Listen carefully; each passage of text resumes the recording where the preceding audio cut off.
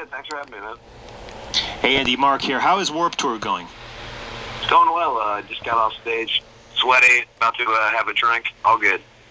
And is this a different crowd than you usually play to? You know, it's sort of different every day. I think that for us, in terms of our fan base, most people show up and, in terms of Black Veil Brides, our fans are pretty devoted, so most people show up in war paint and are ready to sort of sing along with us. I think that, if anything else, being on this tour has sort of opened up the band to a new audience and people who wouldn't otherwise see our show. And that's nice, but at the end of the day, we go out on stage to see the Black Veil Brides Army. Great. Andy, I just want to tell you that I'm a fan of bands like Kiss and bands like Motley Crue, and you guys, to me, have literally the best look I've seen of any band in years, and what you also have are the songs to back everything up, and I thank God that your generation is keeping the faith and keeping rock and roll the way I love it and heavy metal the way I love it alive. Well, thank you, man. I feel like, for us growing up, we had a very specific idea of what we wanted to do, and obviously loving bands like Wasp and Motley Crue and the Dead Boys, those kind of bands. For us to be able to do what we want to do and for the fans to accept it as they have, and especially in today's musical climate, it's a great feeling. Great. Yeah, and now, congratulations, by the way, on the new record, Set the World on Fire, released a few weeks ago and landed in the Billboard Top 20. How did it feel to hear the news that you had a Top 20 album? It's amazing, but I think that in terms of us as a band, we felt pretty confident that it was going to chart well because, you're looking at a band that's fan base as devoted as they are. Everything that we do from, winning Golden Gods Awards to Kerrang Awards on down, we have the fan base that really backs it up. So we can go 100% confident into anything knowing that we're going to have our fans behind us. So when the record came out, we were so proud of it, and we knew that our audience would enjoy it so much that, we felt pretty confident in the numbers and how it would sell. But by the same token, you're always hugely appreciative of those kind of things. Now, Andy, I just want to take it back a little bit to when you were growing up. What were your favorite groups, and what did it take to develop your love for metal and for the type of metal that you guys are doing?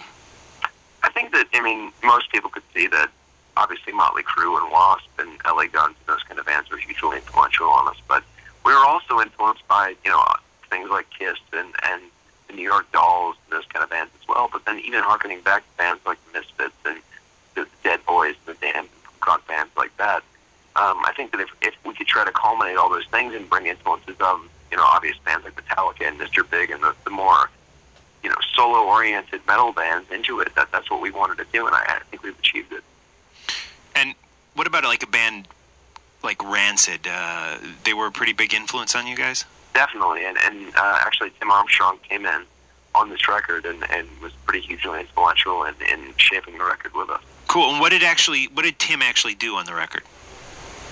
We wrote a few songs together, most of which became stuff that we're going to put on the third record, but if nothing else, he was there to just sort of, as a hero of ours, guide us in the right direction and make the song sound like something that, we grew up loving. So having someone that was as influential on us, I think the most metal fans would cite Out Come the Wolves as being one of the great rock records of the last 20 years.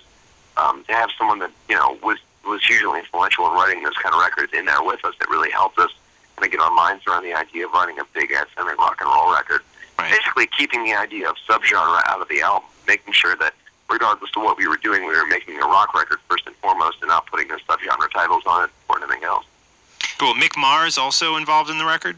Mick Mars was involved on a personal level. He's definitely a good friend of mine. I've written a bit for his solo record, and he's a great guy. And if nothing else, was there to help us on a personal level too. It's always good when you make a record to have people that believe in what you're doing, and especially when they're heroes of yours. Also Sebastian Bach from Skid Row has been there as a huge supporter. Dee Snider from Sister. We've had most of our heroes been there as people that have supported us, even on down to Alice Cooper. Cool. Now, I wanted to ask you a question about Jason Flum, and your fans probably already know the answer to this question, but some of the Talking Metal listeners may not. Tell us how you hooked up with such a heavyweight in the music industry. When the first record came out, we sold pretty well, and I think that if anything else, we were selling record sales that maybe hadn't been done by a hard rock band or a metal band in a long time. So the attention of major labels started sort of come to us, and we've been courted by various major labels, and most of which wanted to maybe change us or make us into something that had been commercially viable previously for them. So whenever Jason Flom came into the picture, he was sort of the only person that seemed to really understand the band. My bass player Ashley and I had dinner with him, and we sort of talked about the direction of the band and what we wanted to do as a band, and that we weren't really ready to change everything, and we felt like what we had was something that could be, again, viable to a major market, and he really understood it. And he came in as a person that was not there to change us as a band, but rather to help us grow as a band, and that was something I felt we really needed, and in the long run, it really benefited us.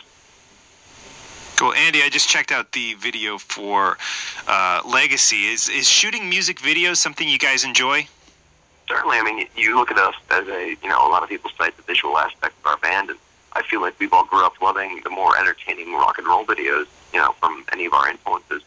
In the day where maybe MTV was something that was, something that people really watched, and we watched those kind of videos from Motley Crue to Wasp, LA Guns on down, and the entertainment value was something that was really there. So when we can make videos, we really feel like it's an opportunity to showcase our live show via some sort of music video form. Andy, I love that you have mentioned Wasp a few times, and Blackie and everybody from Wasp have always been one of my favorite bands. Was Blackie Lawless one of your vocal influences as a kid? Definitely. I mean, I always grew up having the more sort of graspy, sound like I, ate a pack of cigarettes before I started singing voice. So, having someone like Blackie Lawless or any of the others that had the more gravelly voice was great for me, especially being young and being, sort of the kid that had a deep voice or something that sounded different from other things that were happening in music. To have those kind of bands that I could cite as, this is my influence, something that belongs to me, was great.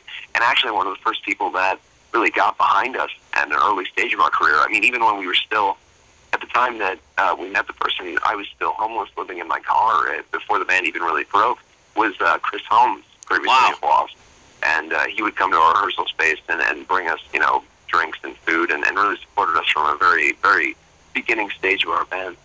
Yeah, how cool is that? That's got to be such a great feeling that, one of your, childhood idols was really taking a big interest in your band and helping you guys out.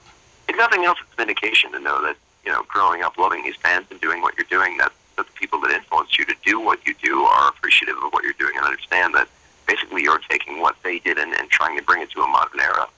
Yeah, I'll tell you the truth. Like, the success that you guys are having is really giving me restored faith in music, and the fact that a new generation of rock and roll and heavy metal fans, it exists. Because I'll tell you the truth, sometimes I get a little discouraged because I don't see the kind of stuff that I grew up listening to and loving. But you guys have really restored my faith. Well, that's nice to hear. I mean, obviously everybody doesn't share that opinion. I mean, there's a lot of people that would say to the contrary, but I feel like, the success that we've had is because of the general message of the band and what we try to convey, and that you can be what you want to be and you can rebel against the things that upset you in your life. And that, I mean, that's, to us, it was always about the basic rock and roll ideal, that rock and roll was about a show. It was about giving some form of rebellion to your audience. And to a lot of people, that's not what they want. Most people anymore, because of, you look at rock and roll over the past 10, 15 years, and the genre has really been run into the ground by people that just didn't care about putting on a performance or caring about really giving people songs that they could get their minds behind or sing along to.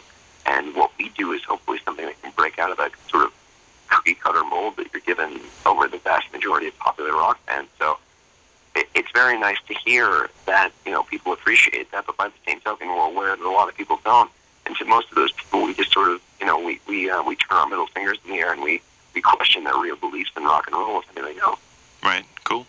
Now, Andy, I wanted to circle back. You mentioned Mick Mars' a solo record. Now, you're doing writing for this record? I've worked on a song with him for his solo record. It's in the making. It's something that, the Motley guys are always touring and always working, so it's something that's sort of been a work of his for a while, and hopefully he can, get time to complete it. But I will say one thing, that Mick Mars is one of the greatest songwriters I've ever met in my life and had the pleasure to work with. So hopefully we can complete the work that we've done together, and I can't wait to hear his full album. I know he's worked with, in terms of this record, I mean, he's really worked with the heavy hitters in the rock and roll industry. So to be part of that is a great honor, and I can't wait to hear the completed record. Cool. No word on when that might come out. That's completely up to Mick, man. Now, how is Mick doing? I know he's had some issues with bones. How is he feeling right now?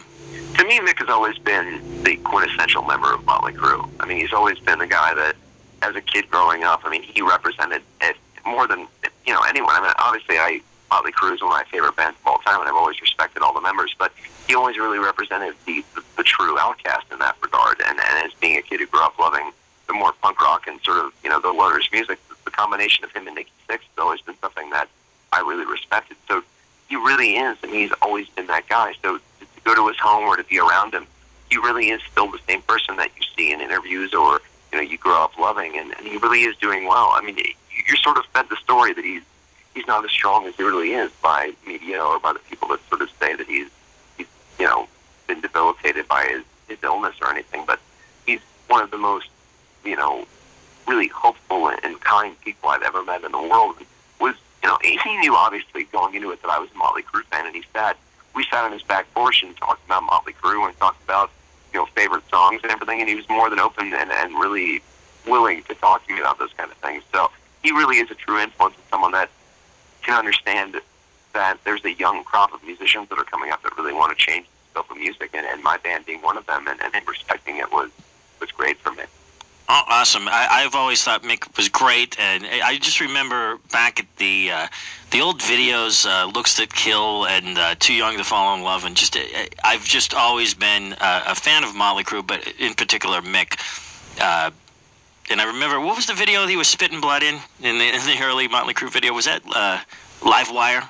I think Live Wire. Yeah. I mean, obviously, we're hugely influenced by that look. I think that my guitar player Jinx, he often spits blood on stage, and that's a huge. I mean, the thing is that we don't try to hide our influences. I feel like it's important for a young audience to see that we are hugely influenced by Motley Crue and Wasp and LA Guns and Twisted Sister and those kind of things. Those are the bands that made metal music what it is, and if it wasn't for those bands, we wouldn't exist. And we don't try to hide our influences. So Mick Mars, Nikki Sixx, Sebastian Bach, Dee Snider on down, those are the people that really made us who we are. So those moments are the moments that we try to capture and who we are as a band. Absolutely, but what I also want to mention to everybody who's listening is that the fact that you guys have these influences, but I hear a lot of original, brand new stuff that you guys are bringing to the metal world that's like very contemporary, and I think it's like the best of both worlds. You're a band that has some great influences, but you're not just, you don't sound exactly like Motley Crue. You guys sound like Black Veil Brides, and you really, I mean, I was really taken aback by like some of the screaming that you do and some of the melodic singing, and I really think that you guys are doing something that is very 2011, yet influenced by a bunch of great bands. Well, we've always thought is that, in order to really pay homage, if you will, to the bands that we grew up loving, we felt that, there's been, 35 plus years of hard rock or metal music that we could play upon. So big influence equally from Slayer as we do from Motley Crue or anything else, and then hopefully bring it to 2011 and give something that's viable for a young audience. That's what we wanted to do.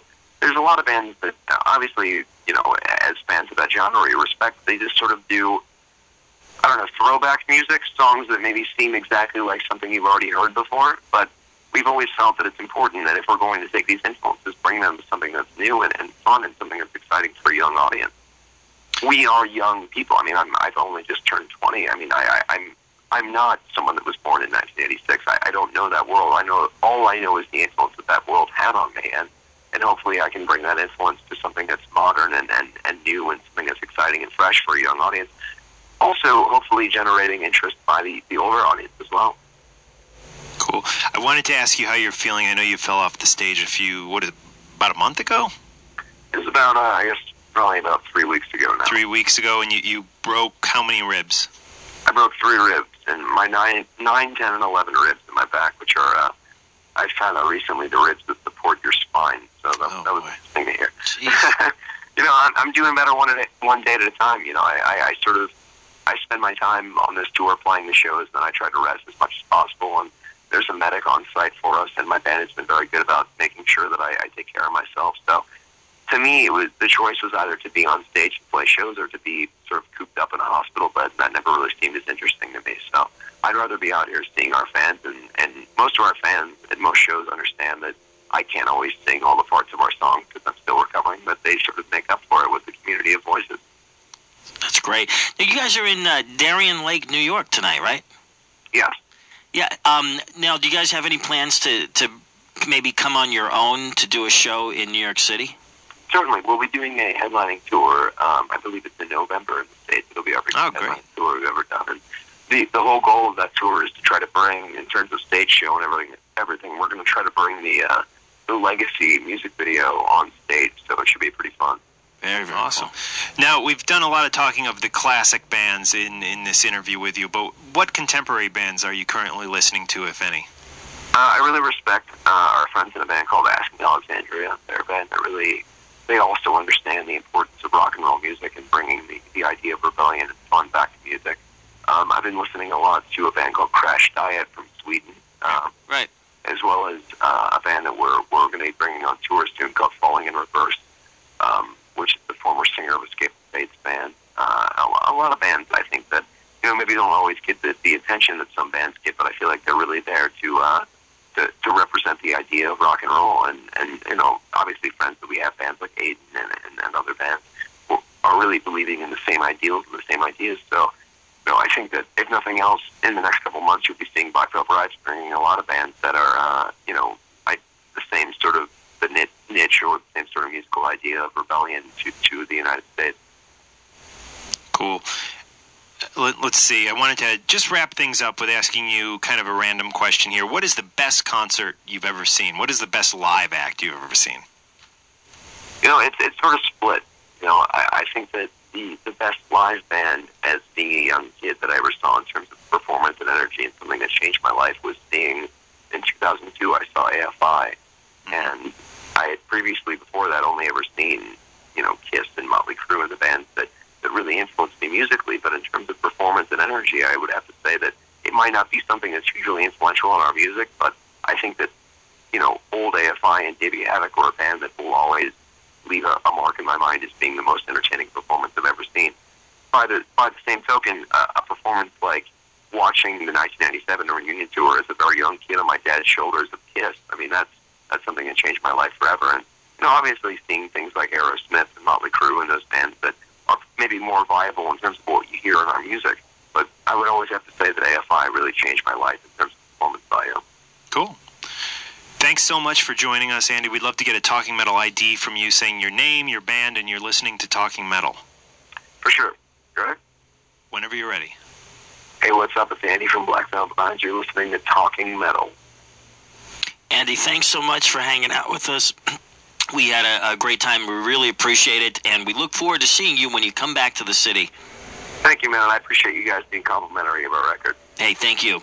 Let's get into the title track off the new record right now by Black Veil Brides on Talking Metal. This is Set the World on Fire. Thanks, Andy.